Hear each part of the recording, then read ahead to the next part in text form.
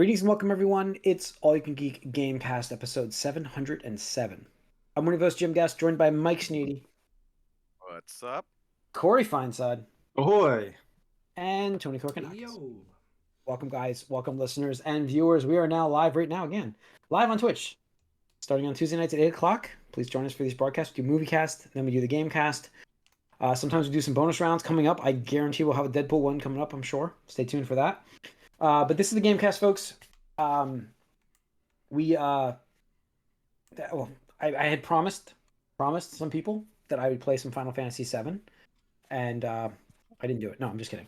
No, I did play some Final Fantasy VII. So I got through. I'm on chapter 3 now. It's not super far into it, but I did pull a noob. I can't believe I did this, by the way. The ending of the chapter, I didn't realize I was going to the ending, and I didn't realize there was going to be. Oh no! Starting with the new one. Sorry, this is the what is this? Rebirth. Yeah, I'm on Rebirth, Churro. I'm doing. I already played Remake a while back. So this is chapter 3 of Rebirth. So I didn't realize that I was going into a boss fight. When I went into a boss fight, I was wholly unprepared with what I had. Like, I had no potions, none. Are you talking about And Snake? yeah, the snake. Yeah, I had no potions. As soon as you started talking about it, I was like, oh, I know it's a snake. No. Yep. I was like, I started the fight and I saw what damage I was doing, and I'm like, Uh-oh. I'm not gonna survive this. But then I realized something. Like I remembered, like when you're an Elden Lord, like When you're Elden Lord, you Elden up? Is that it? when you're an Elden Lord, you could do anything. And so I balanced the fight. I swapped between characters. I cured. Cloud was my only healer really, except for Aerith's Limit break. ability, Yeah. the prey one. Oh yeah. So I kept having to switch to her to level that up and heal, and then do limit breaks, and it was a very long fight. It was very long, but I won. And But I won. yeah, ultimately that snake had to die. That snake. Yeah. And he did, yeah.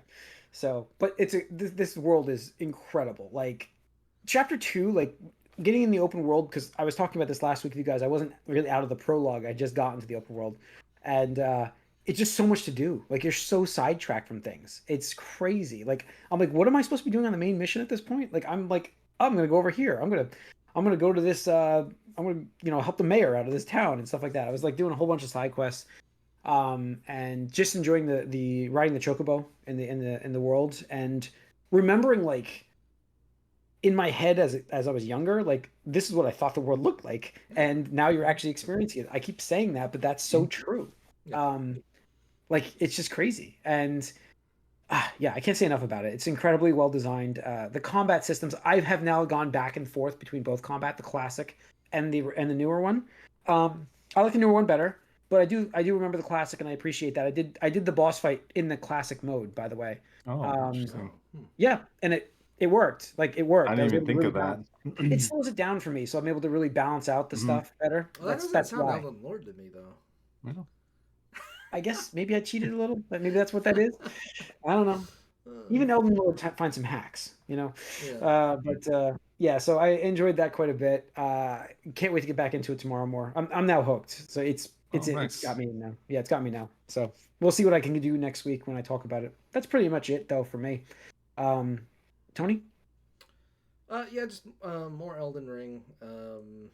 Trying to think. I fought a major boss. I was just like, again, it was one of those things where characters like up in the sky, and I'm just like, man, like what are you doing?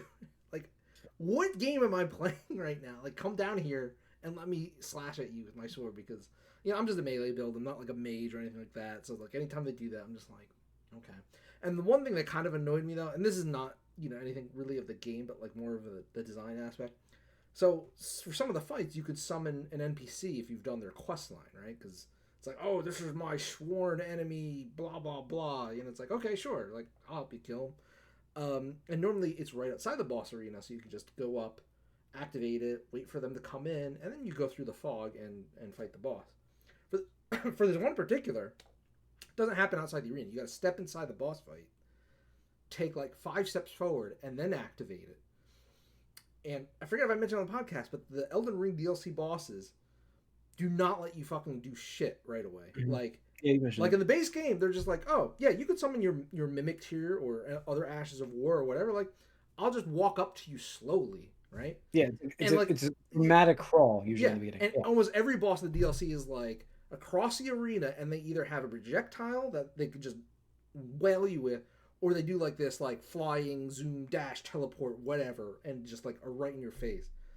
So like, So no mimic. yeah, it probably took me like 20 tries or something like that, but like 99% of those, like, it'd be me walking in and just getting like hit once, which doesn't sound like a lot, but again, the DLC, it's like that's a third to a half of your health. I'm just like, why are you doing this? And then the other thing that makes me mad is if you play with the online mode in, you can see the messages on the floor from other players, right? And these bitches online just put them all near where the NPC like activation thing is.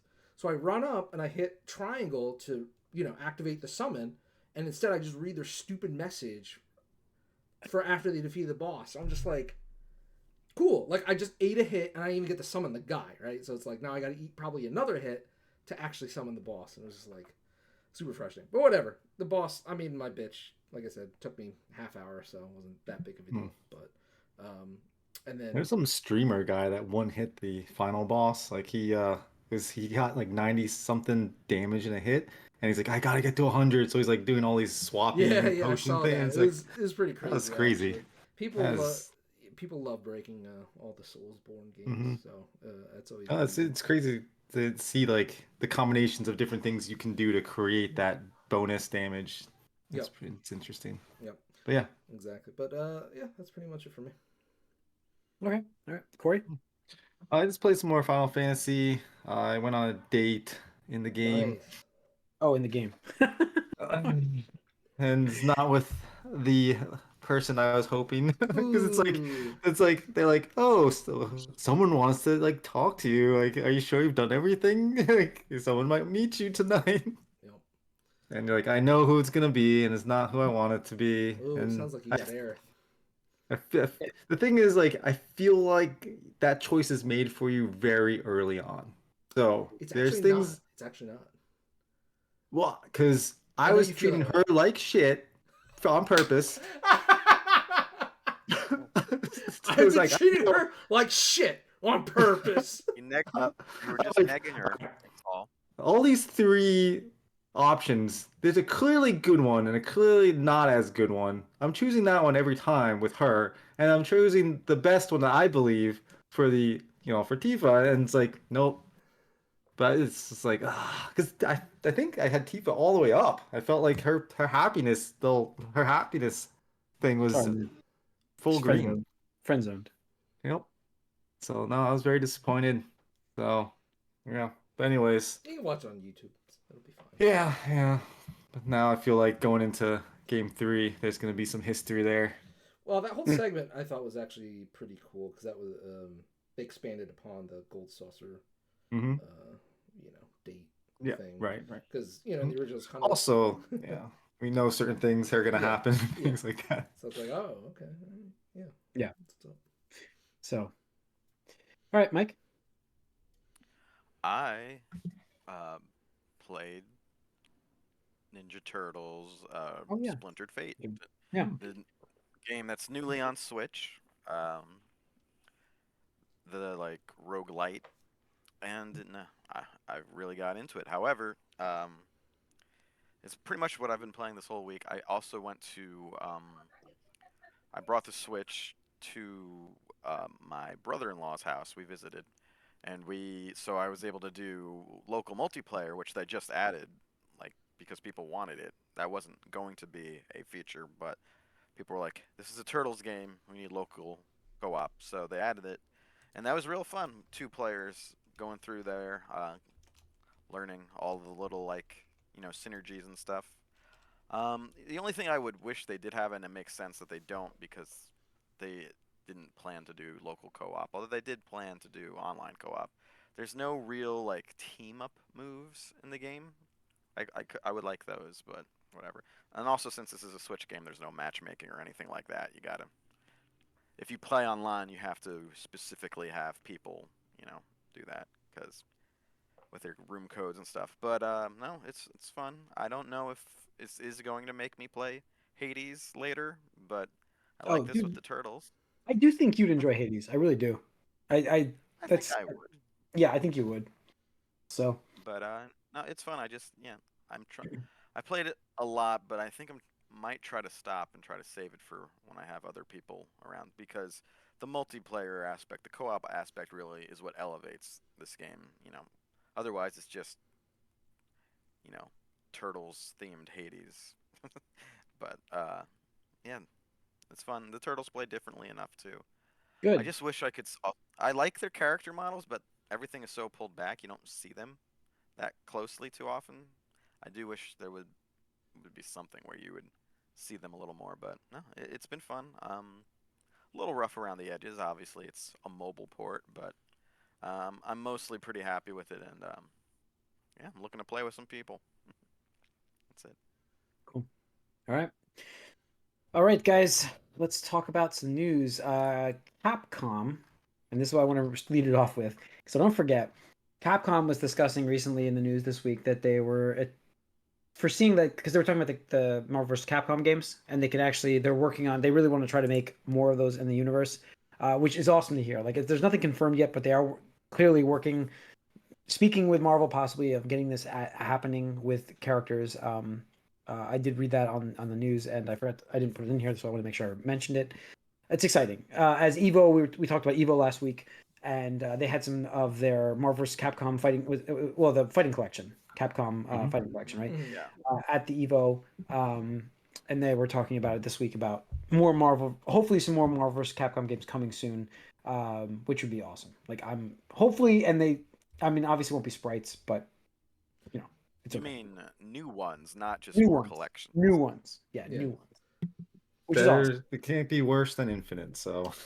No, it'd be hard. And the thing Yeah. is, I think probably Infinite was um, a, like the peak of Marvel interference, Influence. Yeah. influence, Yeah, right? Where it's like, oh, like we you need don't you to use push yeah, these characters, and even the design philosophers are like, oh, well, Doctor Strange is basically Magneto. It's just a function. Characters are just functions. Like, nah, man. Like, if that's your philosophy, you definitely don't understand this, right? It's like somebody that's a Magneto fan is Magneto fan, right? Doesn't yeah. matter if they're top tier, low tier, medium tier. It's I love they're playing a Magneto. Magneto Absolutely. fan. Like you can't Yep. just be like, oh yeah, he's Magneto. He has Magneto. It's like, nah, that doesn't work, man.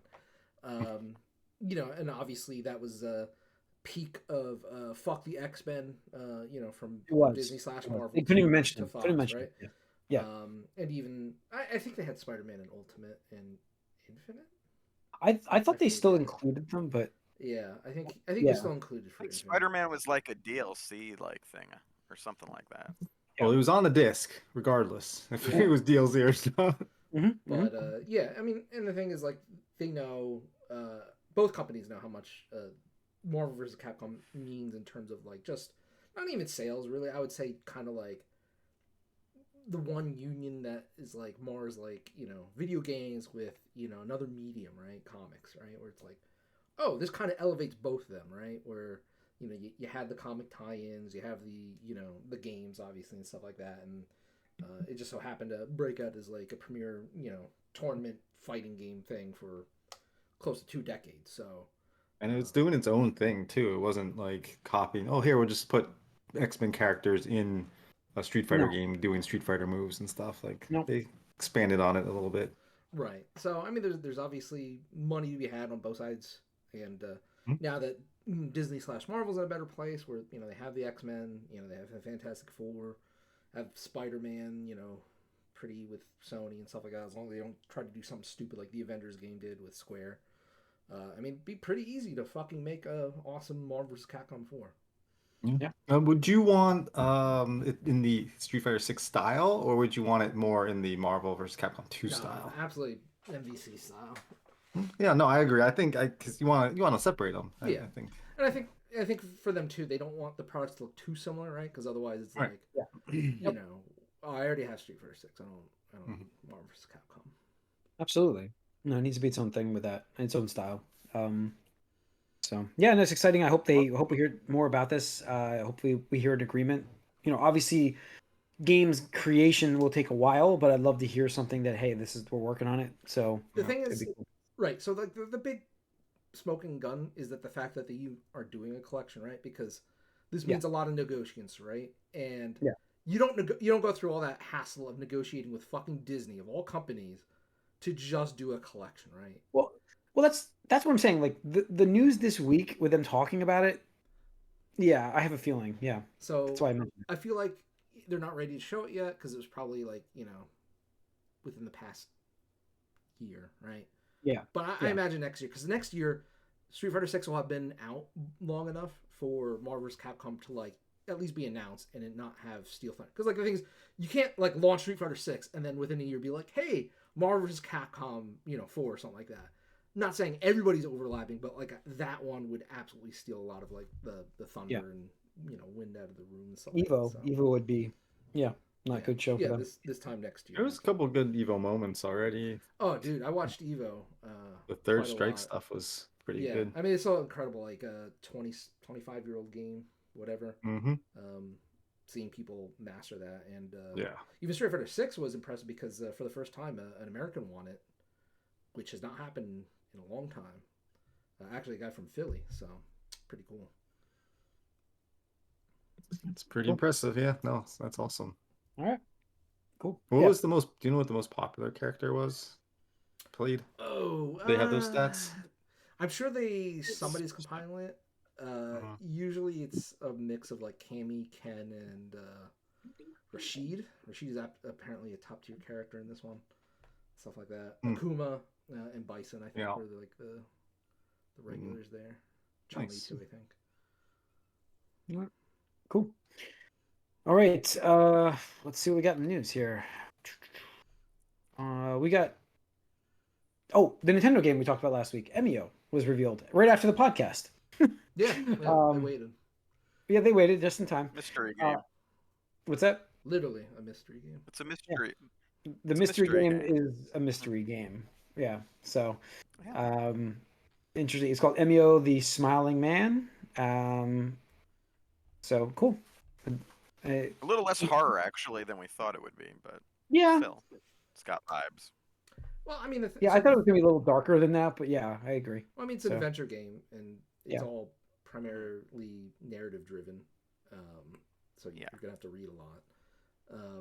But it's just crazy because a lot of people, I don't want to say maybe like a lot, but there's a vocal group online that were like so upset. They're like, I thought this was going to be something like Eternal Darkness. I'm like, they put out like a 15-second teaser. How the fuck did you jump to that conclusion? Like, what are you even talking about right now?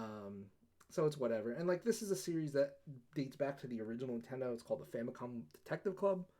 So it's cool because like it's just an experimental whatever. Like Switch on its last year. They're just throwing out whatever they can this year and just being like, hey, here's something new and buy it or don't. M-rated. Yeah. And if it sticks, then we got some franchise we can expand on in the next system. So. Yeah, exactly. And I mean I these like. games. Yeah, Hmm. these games just. I mean, sorry, What? Go ahead. I think I'm on a slight delay. That's the problem. I like this genre. I like the idea of more types of these old school sort of mystery Yeah. games. So not everything needs to be the traditional survival horror game. Yeah, absolutely. no, yeah, absolutely. Yeah, 100% agree. Like, I love games like Ace Attorney, 13 Sentinels, Mhm. and stuff like that. So seeing this, but it's got that mystery Professor Layton. horror. Yeah, exactly. So it's got it's just a different flavor of that genre, and that's cool. I mean, if it comes out and it's a shit game, okay, well, you know what?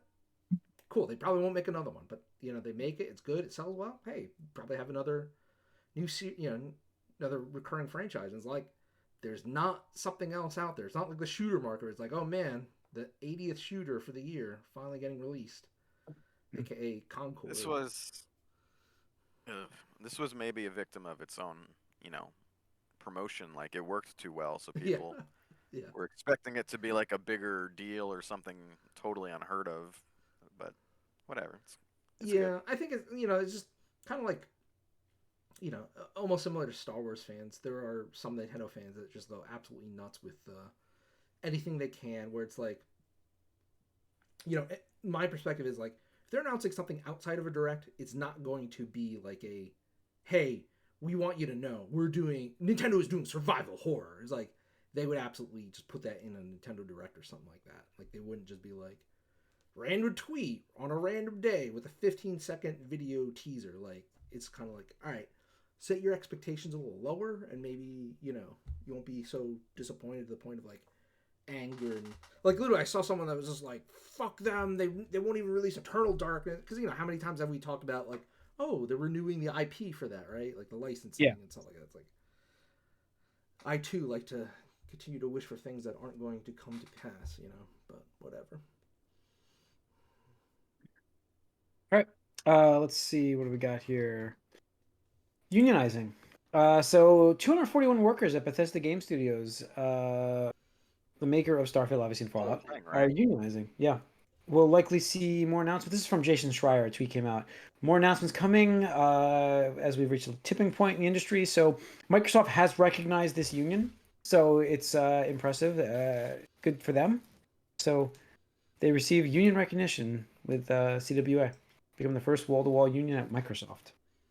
Congrats to 241 workers. That's huge. Yeah. Huge. Yeah, I mean, unfortunately, this comes right after the closures, especially with Tango, GameWorks, and stuff like that. But it's a good step forward, and I have no doubt that that played a part in this because, again, like it's like cool. So you release a flop game like Redfall, get fired or closed down. You release a shadow drop, critical and commercial successful game, and you still get closed, right? As a developer, I'd be like, so I'm screwed either way, is what you're telling me, as a Microsoft employee, and you have no protection. That's what they're telling. Yeah, absolutely. So absolutely, I would like to think that this was, something that's been in the works for a long time. It's just like it just got passed, but part of me just still thinks it's like, oh, cool, we need to protect ourselves because, as a lot of people like to dunk on what's his name, Bethesda. Tim Howard. Todd Howard. Todd Howard. Howard. Thank you. Todd I was Howard. like Todd I sound Howard. like Tim. Yeah, I can't imagine he's like gleeful in that, when his studios and teams get shut down, because like it's like, oh cool, like got acquired and now all these studios I helped raise, these franchises I helped save, like it's cool. Yeah, Cool, I'm so- sure he had given them his word on things and Yeah. like was telling them stuff. It's like, oh yeah, no, this is gonna be good for us. We're dude, getting. Yeah. Can you imagine? It's funny you mentioned that. I forget if I brought it up on the podcast, but back when the that news was fresh, there was a documentary on Double Fine, right? When Double Fine got acquired by Microsoft, where a bunch of employees were in the room with what's his name, Tim Schafer, right? The part the founder, co-founder or founder, whatever. Yeah. And he's there, and there's this Microsoft person, right? HR or something like that, and they're doing that talk like, oh, you guys are Microsoft, part of the Microsoft family now and stuff like that. And at some point, like he's trying to give them reassurances on stuff, and at some point he's like, oh, well, we know, like somebody asked from the employees were like, oh, what's this mean about like if I'm working on my own thing on the side, in my own spare time, like another game, right? Because I've heard, that when larger studios acquire smaller ones, all of a sudden we can't do that, where anything that I do work on is technically owned already by that, giant parent company. And Tim tried to explain, he was like, oh, well, blah, blah, blah. And then Microsoft guy was like, actually, it might come to, you probably have to pick and choose, right? Like if you have something good going there and you think you really believe in your idea, then maybe you focus on that. And it's just like, bro, what? Like, are you fucking kidding me right now? Like, and you could just see all these employees are kind of giving each other like side eye, like we're fucked. Like this guy's fucked. It's ridiculous. So yeah, good. Congrats to them and them. unionizing. And like I said, like Jason Schreier said, we'll see more of this happening now in the industry because it's got to happen. There has to be some sort of job protection for these employees because it's a shit show. It really is now. There's no standard. There's nothing to say, hey, I've got a great job. You know what I mean? Like I'm gonna have it. Yeah. So, but yeah, all right. I think that's really it for the news that I have. No, I posted something from Evo. I don't have the For Evo news. Where's that? Guilty Gear Oh, Guilty Gear. Go ahead. What do we got? DLC. Oh, All the oh, new characters coming. First, yeah, they announced a season 4, I think, of DLC, but first guest character for Guilty Gear ever, oh, and it's our girl Lucy from Cyberpunk Edge Runners. oh, Yeah, cool. There it is. Yeah. So season 4 pass July 22nd. Yeah. Dizzy, Venom, Pretty and crazy. Lucy.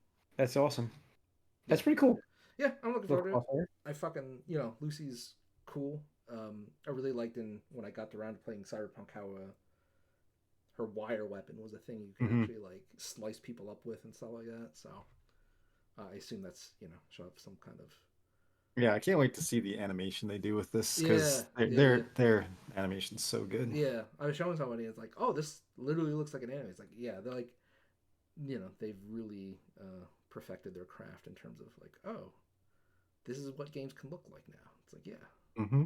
Yeah. Studio that also does Dragon Ball Fighters, because that pulled in a lot of casual audiences. Arc something. Artworks, Artworks. System Works, or something like that. Yeah. Something like that, yeah. Okay.